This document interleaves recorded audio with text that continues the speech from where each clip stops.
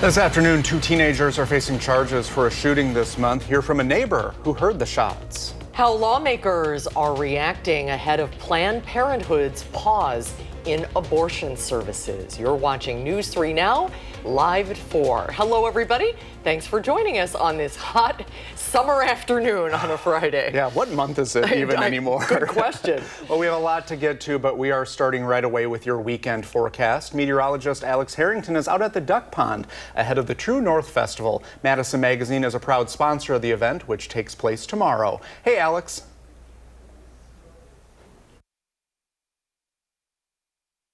Here at the Madison Mallard Stadium. And speaking of the Duck Pond, I kind of want to go jump into the Duck Pond, but 24 hours from now, we'll be 1 hour into the True North Music and Food Festival. And actually over here, if we could just pan over a little bit, some of our food vendors are getting all ready to rock and roll for tomorrow. So lots of goodies to eat. We got great music and lots of festivities ongoing here tomorrow from 3 p.m. to 11 p.m. at the Mallard Stadium. And it is a warm one out here. I hope my computer and my remote technologies don't overheat. We've got 80 degrees right now in Madison, 82 in Lone Rock, 82 in Bosqueville, 86. Can you believe that? 86. Normal highs this time of year are right around 70 degrees. So we're 15 degrees above normal. We got an 81 in Deerfield, 83 to the south in Belleville. And again, I can feel it out here. Sweating just a little bit as I look off towards the southwest, towards the sun. And for football, we got that going on tonight. Any football games looking good. Overall temperatures dipping into the 60s, just a few clouds.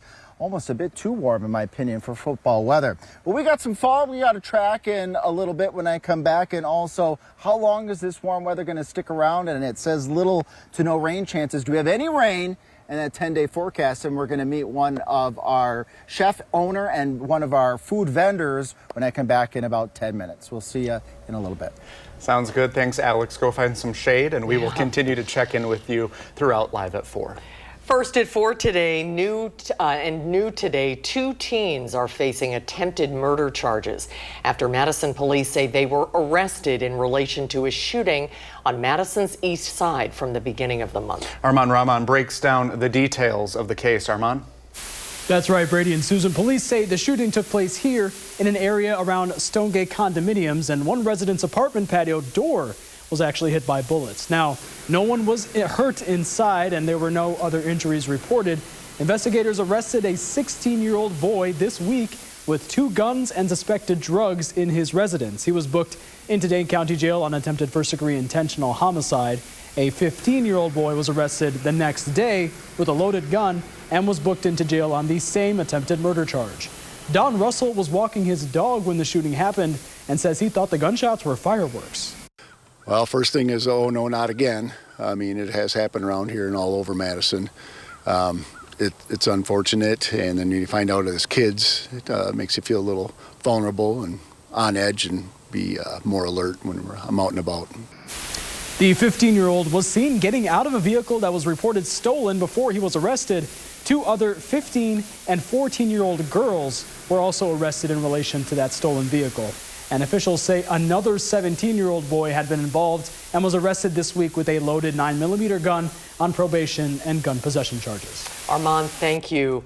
Breaking news at 4, Milwaukee area businessman and Navy SEAL veteran Bill Berrien is no longer running for governor. His departure from the race comes just days after a Milwaukee Journal Sentinel story revealed Berrien followed several sexually explicit writers online. Berrien cited those reports in his announcement, saying that he doesn't see a path forward in the GOP primary. His statement reads in part, quote, "I plan to use funds from my Never Out of the Fight PAC to help support the Republican team in Wisconsin. Otherwise, I'm returning to the private sector." To continuing coverage, yesterday Planned Parenthood of Wisconsin announced it will pause its abortion services starting October 1st. PPWI blamed spending cuts the president signed into law this summer, saying the funds clawed back from Medicaid gutted its funding. Today, Public Health Madison Dane County is providing information about where abortions will be available in the meantime. There are 2 independent clinics in Milwaukee offering the services. State law requires these clinics to have 2 appointments 24 hours apart. parental consent for minors, and a mandatory ultrasound. That will likely lead to a backlog in appointments. If you need help finding care, Public Health's team of registered nurses is also available. You can reach the free confidential Nurse Navigators program on weekdays from 8 to 4:30. Just call or text the number on your screen. You can also fill out an online form to reach the team. And both of these numbers can be found on channel3000.com. For the Record, host Ellie La Liberté has been following the fallout from Planned Parenthood's announcement. And she joins us now with lawmakers' reaction. Ellie? Yeah, well, we're seeing a variety of responses. Attorney General Josh Kaul is calling for a court order to stop the law. That's after previously suing the Trump administration for blocking Medicaid funding to Planned Parenthood. And Democratic State Senator and gubernatorial candidate Kelda Roys released a statement saying it's not a politician's place to determine a, quote, private and personal matter. However, on the other side of the spectrum, the president of the Wisconsin Family Action, an organization that promotes conservative Christian family values, says he was surprised but pleased with the pause. I think it's a great news for families across the state, but our hope is that Planned Parenthood would decide as a result of this to no longer provide abortions in the state of Wisconsin. And with with Planned Parenthood Wisconsin's announcement, the Planned Parenthood in Illinois is preparing for an influx of clients. At a press conference yesterday, leaders called it a, quote, backdoor abortion ban. You also spoke with Congressman Tom Tiffany, who has entered the governor's race. What was his reaction to this? Yeah, so we spoke before this news came out, but I did get a chance to ask him about his view on abortion. I asked him about his vote in the state legislature to ban abortion after 20 weeks. Here's what he had to say. So the current law is the 20-week bill, or 5 months. And I stand by that bill, and I will uphold that legislation as the governor. I do not plan any changes. And you also asked Congressman Tiffany about other aspects of his voting record, including voting for President Trump's spending and tax cuts, right? Yeah, exactly. The Wisconsin Department of Health Services estimates that 270,000 Wisconsinites will lose health insurance because of that package. Tiffany, however, defending that spending, saying the program is stronger by making sure those who are in the program are, quote, supposed to be in it. Now, there's a lot more from our conversation. You can hear him defend Trump's tariffs and his plans for who he wants to get to vote for him this Sunday at 10:30 on For the Record. We will see you Sunday. Ellie, thank you. Well, since Planned Parenthood Wisconsin announced the halting of abortion services, Wisconsin's Democrats are reintroducing the Right to Contraception Act. Representative Lisa Subeck and Senator Dianne Hesselbein made the announcement this morning in an op-ed in the Milwaukee Journal-Sentinel. Subeck and Hesselbein say the bill would codify Wisconsinites' right to access and use every method of contraception. It would also allow healthcare providers to prescribe and dispense them. We'll continue to provide any and all updates on the state of abortion in Wisconsin right here on News 3 Now. You can receive updates directly to your phone as soon as news breaks with the free Channel 3000 mobile app. Well, tomorrow is the 3rd annual Avoca Fire and EMS Festival in the 608. Josh Spreiter speaks with one of the event's organizers about what you can expect and how it gives back to the community. And we're a few days into fall, but yeah, it still feels like summer, right? Alex shows us how long that will last and preview tomorrow's True North Festival. Plus, a new round of tariffs will go into effect next week. The products it targets that you could end up paying more for when we come back.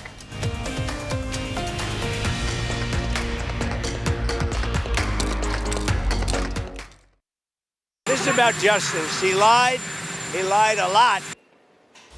Today, President Trump is celebrating the indictment of his former FBI Director James Comey in an escalation of his efforts to target political opponents. Comey is charged with 1 count of obstruction of justice and 1 count of making false statements before Congress in 2020. This all started in 2017 when President Trump abruptly fired Comey. At the time, Comey was leading the investigation into whether members of the Trump campaign team colluded with Russia in its interference with the 2016 presidential election. During testimony on that investigation, Comey told the Senate he did not authorize leaks to the media. The charges against him claim that was a lie. Comey denies the allegations. My family and I have known for years that there are costs to standing up to Donald Trump, but we couldn't imagine ourselves living any other way. We will not live on our knees. and you shouldn't either. I have great confidence in the federal judicial system, and I'm innocent.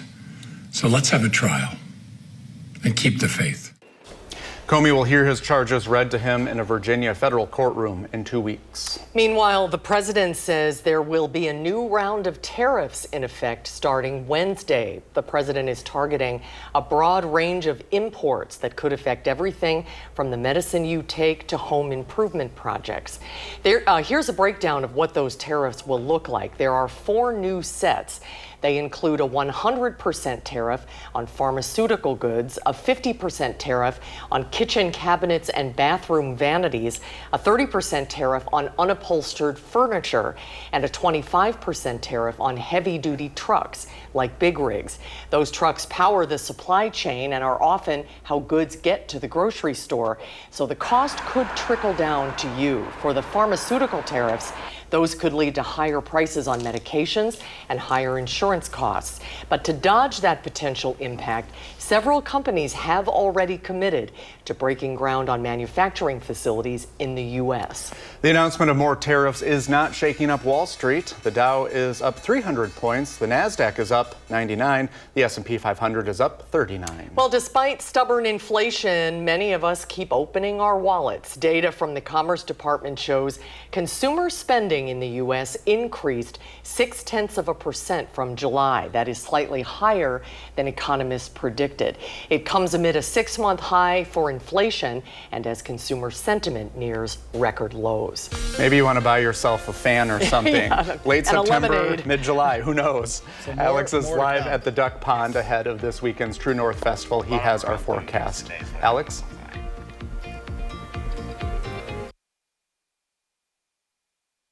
Someone you might notice from Madison Magazine, the September edition. This is Evan Donnell's here, chef and owner of Lola's and Cadre, and you're probably pretty excited to be out here for tomorrow's True North event, huh? I am. This was my first foray into sort of like big event stuff. Matt Girding, one of the partners in Lola's, came from a live music background, so this was very natural to him. So I've been in the process the whole way. I've vended at these kinds of things before, but I've been planning this from the ground up with them and the guys from the Mallards here, and it's been absolutely fantastic. It's been a great experience. And in terms of food, if someone stops by Lola's and Cadre's, what should they get tomorrow? Oh man, the Szechuan chicken dumplings from Lola's that everybody's crazy about, and it's the last time to get our po' boy, which we cheekily call the Noto in honor of New Orleans Takeout here on the north side. Ancora is going to have cold brew coffee, an ice cream sandwich, and my favorite egg sandwich of theirs there. Heritage Tavern's got a bacon wrapped cheese curd that I can't wait to have. Salvatore's has got some crazy Italian street food I've never heard of before that I'm pretty excited to try. We've got Sin City Smash doing burgers, Bonzo doing falafel and a steak sandwich. I think there's so much good food to try. It's going to be hard to choose. Sounds like a smorgasbord of all these different options for tomorrow. And it's going to be warm tomorrow because that's my job, is to put that order in for the nice weather. It might be a bit on the warm side, but tell us why the warm weather is good for you. Oh, well, in the Midwest this time of year, like, I'll take hot over rainy or cold any day of the week. We did Lafette earlier this year, which people jokingly call La-Wet after the last couple of years of having it rain there. There aren't a lot of places that are better equipped than the Mallards that's doing hot baseball all summer long to have one last hot summer event. So, it'll be a little warmer than we expected, but I really think it's a benefit to this is the last time we get to celebrate summer. Yeah, exactly. Last hurrah for summer. You're going to have to come on down here to True North and the food and the festivities. Thank you so much, Evan. Again, you're going to have to stop by and get some of those. What again are those dumplings? Szechuan chicken dumplings. You got to get some of those. Well, thank you again, Evan. I'm going to chat a little bit here about the weather forecast, and you're welcome to hang out here with me. Speaking of warm, tomorrow, sunny and warm. That warm weather is going to stick around here all the way through next week with little to no rain chances. We also have to be careful tomorrow morning. I don't think this is going to impact the True North festivities. They don't start till 3 o'clock and then it ends at 11 o'clock. But it's a little bit of patchy fog that you're going to have to be concerned about tomorrow morning. So maybe if you're heading to the farmer's market Before coming to the other side of the lake here for the True North activities, we see that fog will lift, the sun's going to come out, and then we're going to have those temperatures well up into the 80s as we go into tomorrow, after starting off in the upper 50s to right around 60 degrees. So just a fresh start overall. There are those 80s. We're going to go for a high of 83 when folks stop by Lola and Cadres and some of the other food vendors tomorrow, and some additional food vendors are going to be setting up behind us as well tomorrow afternoon. And here is that warm extended forecast. So take a look at this here, Evan. 83 Saturday. All the way through the 10-day period, our temperatures are going to be at or above normal. So when you think about some of your past experiences with having wet conditions, cool conditions, when you're out and about vendoring, there's nothing like that in the near term. We would have been begging for this most of the summer. Well, I put in a good order, so it's turning out for tomorrow, and it's going to turn out, if you like these warm summery conditions, it's going to last for the next 10 days. So we got Evan, myself, Alex, come out and join us tomorrow. True North Music and Festival. It starts at 3 o'clock tomorrow. We'll return things to you folks in the studio. That's probably just a touch cooler than what we are experiencing out here. Back to you in the studio.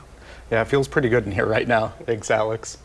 Well, with 92 donations yesterday, News 3 Now's Coats for Kids campaign has received a total of 1,996 coats to keep Dane County kids warm this winter. Thank you, everybody. But we still need your help to reach our goal. We're trying to collect 5,000 coats by October 4th. You have until then to drop off any new or gently used winter gear to any Clinking Cleaners in Dane County. And we couldn't do it without you, so thanks, everybody, for all your help. We will need those coats soon. It will be winter. We will. Well, still ahead this weekend is the Avoca Fire Festival. When we come back, Josh Spreiter previews the event and speaks with one of its organizers about its importance. That's when Live at 4 returns.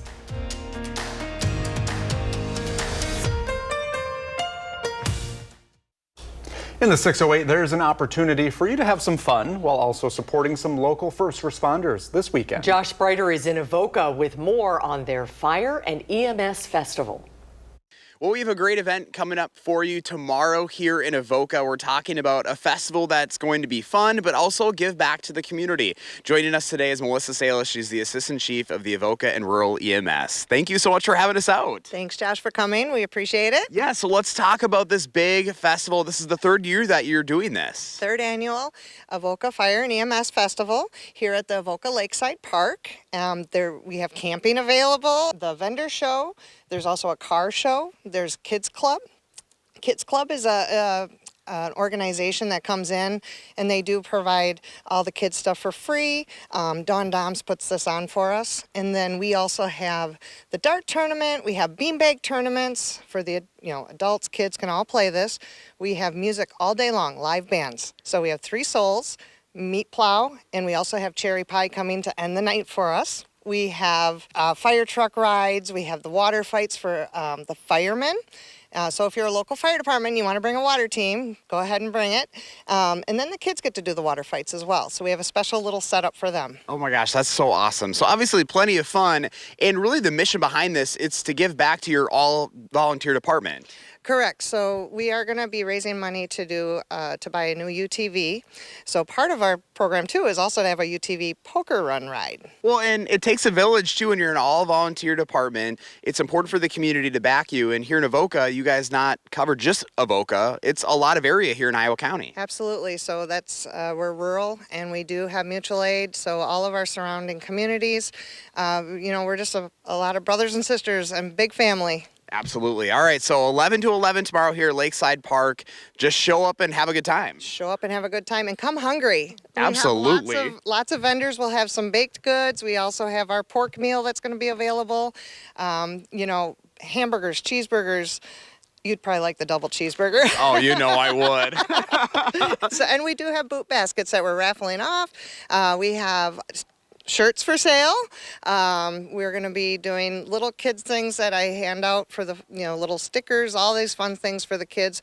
At nighttime, we're going to light them up. We're going to put some glow stuff out there for them. Oh my gosh, that's so much fun. Well, thank you so much for having us out to Avoca. I hope you guys have a great weekend. Thank you for coming and letting us be a part of your show. Oh, absolutely. And if you'd like to learn more about the festival, just go to the story up on channel3000.com. We have a link with everything going on right there. In Avoca, I'm Josh Spreiter, News 3 Now.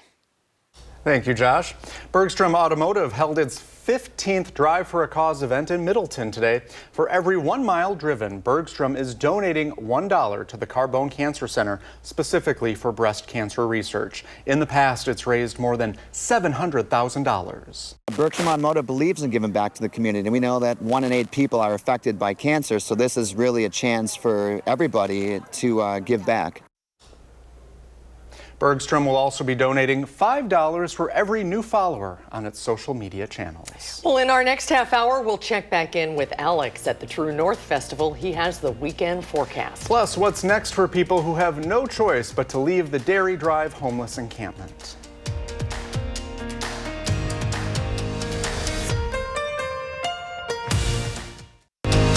You're watching News 3 Now, live at 4, moving forward. Welcome back to Live at 4 on this hot and sunny Friday afternoon. How many days are we from October? It doesn't feel like Not it, does many, it? right. Well, our weather words today are no surprise here. Summer-like weather continues, so get out and about and enjoy these summer-like temps while you can. Let's check in with Alex Harrington out at the Duck Pond with a preview of the True North Festival this weekend and our forecast. Alex?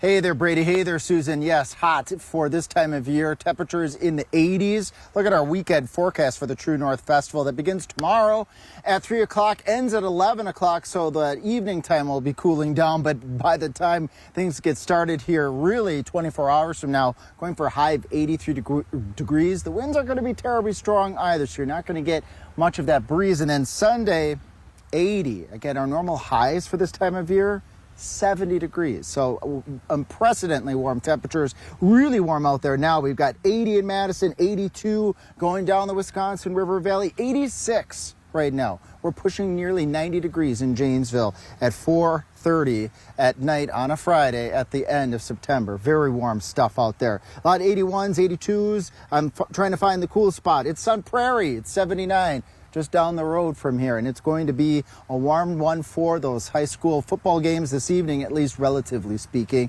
We're not going to have cool temperatures. We're going to need much more than maybe a light jacket, if that. Kickoff, 70 degrees, a halftime right around 65, and then 62 at the end of the game. So again, that light jacket will come in handy. When I come back in a few minutes, we're going to do that full forecast. I'll let you know just how warm this weather, or just how long this warm weather is going to last, and if we can get any raindrops in our forecast. That's coming up, and I'm live right now here at the Mallard Stadium. Alex Harrington, News 3 Now. I'll send you back to the studio. Thank you, Alex. Well, breaking news today, the man charged with killing a 67-year-old Dodgeville woman and driving her body to Nebraska has received a $500,000 bond. While in court in Iowa County this afternoon, Gavin Thompson stated he did not understand the charges against him. Those charges are first-degree intentional homicide, armed burglary, stealing a car, and hiding a corpse. The judge ordered a competency hearing for him later this year. The charges stem from the death of Dorinda Segebrecht on July 15th. A criminal complaint alleges 23-year-old Thompson walked into Segebrecht's house, stabbed her, then drove her body to Nebraska. Police in Nebraska found Thompson the next day. After his arrest, Iowa County officials expected Thompson would be extradited back to Wisconsin within a week. But debate surrounding his competency delayed that. Thompson's hearing is scheduled for December 12th. Madison police are investigating after a shooting last night. Officers responded to Schrader Road near Kessel Court for reports of a person shot. When they arrived, officers found a man in the nearby parking lot with a gunshot wound. First responders took him to the hospital where he remains this afternoon. The violent crime unit is leading the investigation. Police have not arrested anyone yet, but they say this is not related to a separate incident of shots fired in the same area earlier this week. Right now, people are looking for a new place to call home after the city of Madison voted to shut down the Dairy Drive encampment. News 3 Now visited the encampment earlier today and talked to the people living there about their next steps. Our Tanasia Shaw has more. I'm pretty sad and stressed out. I'm disappointed, really, to be honest with you. In September, the city of Madison voted not to extend the contract for the Dairy Drive encampment. This encampment has 29 tiny homes. Some people have been able to find housing, but 20 people, like Derek and Lucky, are starting back at square one. A little confused as to, what's going on here. It seems kind of sudden, or, shutting down and not giving everybody, I don't think, like appropriate notice, or, put a lot of people, in a bad place. The people here at the Dairy Drive encampment have to move out by Friday night. I spoke to community leaders who are making sure that these people are prepared as they can be for their next steps. People don't have everything that they need, like bags, tents, tarps, and so everyone is coming together to try to create essentially a garage sale, a yard sale. But everything is free so that people can grab what they need before they're forced to live on the street. This really makes me happy, I guess, It's better than feeling invisible, which is any other typical day. Reporting in Madison, Tanasia Shaw, News 3 Now. Tanasia, thank you. We'll have more coverage on the encampment coming up later tonight on News 3 Now at 6. We are a little more than 48 hours from kickoff in Dallas for the Packers Sunday night. And after that loss in Cleveland, the health of the team is a little bit up in the air. Our Packers senior writer Jason Wilde has more on the team's mounting injuries.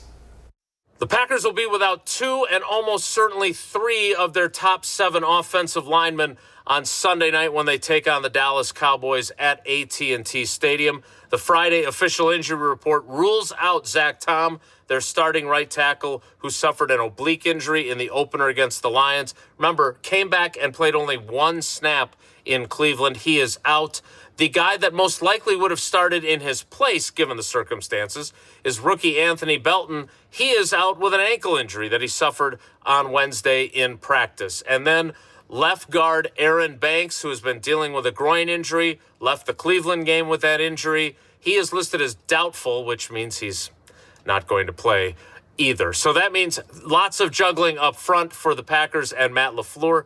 Looks like they will most likely start Jordan Morgan, their 2024 first-round draft pick, at left guard, and at right tackle start Darian Kennard, who they acquired from the Eagles in a trade just before the season began. He's also a distant relative of Dolly Parton, if you can believe that. We'll see how the Packers handle things up front against the Cowboys. We'll have full coverage leading into the game on Sunday night, and of course, all of the game coverage as well at channel3000.com for free. And while you're there, don't forget to sign up for the newsletter, which delivers our Packers coverage directly to your inbox every single day. In Green Bay, Jason Wilde, channel3000.com. Related to Dolly Parton, Yeah. that got your attention. I did. I did the Scooby-Doo ears. Went, huh? Yeah. Next on Live at 4, Will Loper will show us what's new to streaming this weekend. We'll be right back. Well, if you want to beat that weekend heat, maybe you're looking for something great to watch at home this weekend. Might be a good idea, and there are lots of new shows and movies to choose from. Will Loper has more on what's streaming this weekend. What's the deal with you two? We went to uni together. We're like BFFs. BFFs who never dated? Mm-mm. Get swept up in a forlorn romance with the film All of You, newly streaming on Apple TV+. You could still do it, it's not too late. I don't want to do it. I would rather just find it. The discovery. You're taking all the fun parts out. In a world where a test can tell you who your soulmate is, 2 best friends, played by Imogen Poots and Brett Goldstein, start to wonder if maybe the test is wrong. The day I took the test, did you think it might be you? Nah. He definitely loves you. In the hills and valleys, there is a place where your teenager can grow and thrive. Uncover a mystery with Wayward, newly streaming on Netflix. This is Tall Pines. Not a whole lot happens around here. We have a minor unidentified. I can't go back. When you went to the academy, how intense was it? Evelyn likes to be involved. The miniseries follows Mae Martin as a cop investigating a boarding school in Vermont led by a somewhat creepy Toni Collette. Want to play a game? All the Avengers are dead. And they're coming for us. And for something a little grosser, Marvel Animation's Marvel Zombies is newly streaming on Disney+. Watch Earth's mightiest heroes face off against hordes of the undead. For Live at 4, I'm Will Loper. Whoa, that's how you do that then. Wow. I'll pass on to something grosser. Yeah. We'll do I the, like the other poignant two. and the creepy first. Okay. Yes. Coming up on Live at 4, we'll introduce you to the newest member of the News 3 Now reporting team. And Alex is tracking heat this weekend. We'll check in with him at the Duck Pond for your first warn forecast.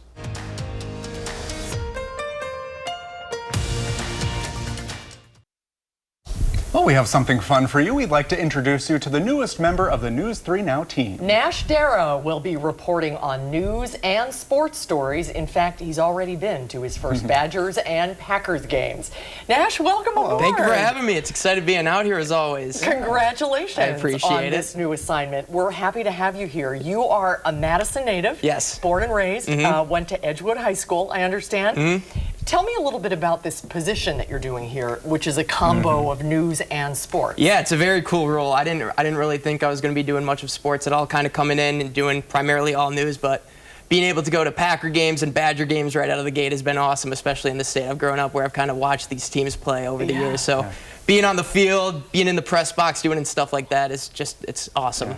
Is that fun to go behind the scenes and like see kind of how the sausage is made? Yeah, for sure. I mean, I'm a huge sports fan, so kind of watching all these games and then, like you said, seeing the behind the scenes parts of it is something that I'd never anticipate seeing as early like this and at such a big level, like especially at Lambeau Field and stuff. So it's really fantastic and it's awesome. Where did you study journalism in college? I went to Arizona State University, so the Walter Cronkite School of Journalism. My dad went there, so kind of followed in his footsteps, and they have a fantastic journalism school.